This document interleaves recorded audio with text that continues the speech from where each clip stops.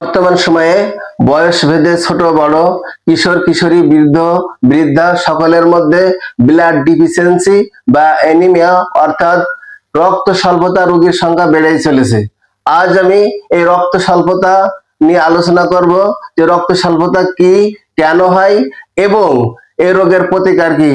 রক্ত স্বল্পতা হলো শরীরে স্বাভাবিকের তুলনায় হিমোগ্লোবিনের পরিমাণ কম থাকলে তাকে রক্ত স্বল্পতা বলে। আর এই রক্ত স্বল্পতা কেন হয় সে সম্পর্কে জানি।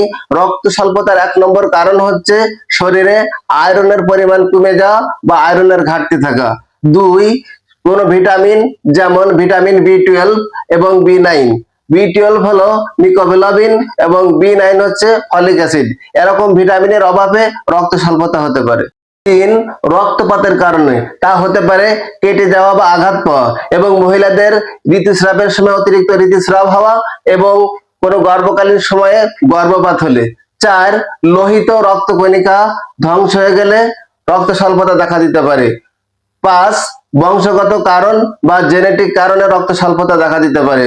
6, কিডনি রোগ ও ক্যান্সার রোগের কারণে রক্ত স্বল্পতা দেখা দিতে পারে। রক্ত স্বল্পতার আরো অনেকগুলো কারণ আছে। তো আজ আমি এই রোগের চিকিৎসা ও প্রতিকার নিয়ে আলোচনা করছি, সকলে একটু মনোযোগ দিন। আর এই রক্ত স্বল্পতার চিকিৎসা ও প্রতিকার দিব একটি মাত্র প্রাকৃতিক উপাদান দিয়ে। আর সেই প্রাকৃতিক উপাদানটা হলো কিশমিশ। সকলে সেমাই বা বিভিন্ন খাবারের সাথে সংমিশ্রণ করেন কিশমিশ, সকলের পরিচিত।